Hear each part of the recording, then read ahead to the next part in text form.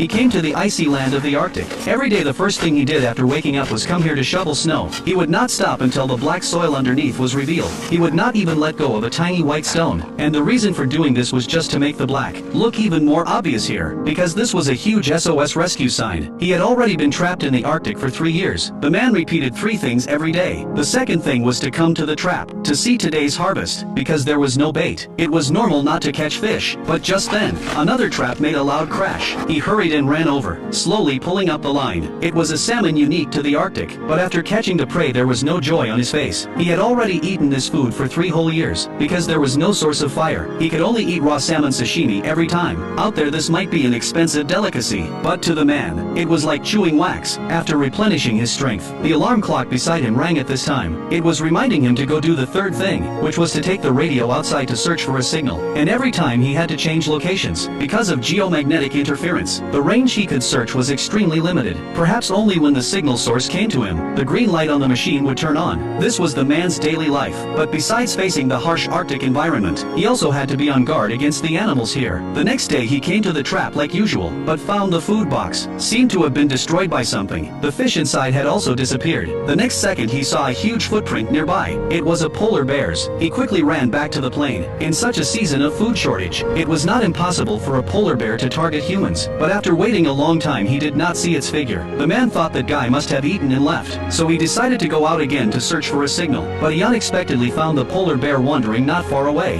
It might have been waiting to attack when its prey lowered its guard, so for now the man was temporarily safe. Then he went to another hill, and continued shaking the radio, but just then a huge storm was approaching from not far away. Soon the wind began howling. The man had no choice but to give up and leave, but right at that moment, the green light suddenly blinked once. Although it was just a moment, even with the slightest chance, he had to try to seize it. Sure enough, with his constant shaking, the green light lit up again. Then he looked around searching for the signal source. The next second a helicopter appeared in sight. When the man saw it, he quickly pulled out the smokestick he had prepared to call for rescue. Luckily this was the white Arctic, so the smoke became even more visible. They quickly spotted him. Seeing the plane turning around and flying toward him, he was overjoyed. It was the first time in 3 years he smiled. However, just when the man thought he was saved, fate played another joke on him. Because of the storm just now, the helicopter could not move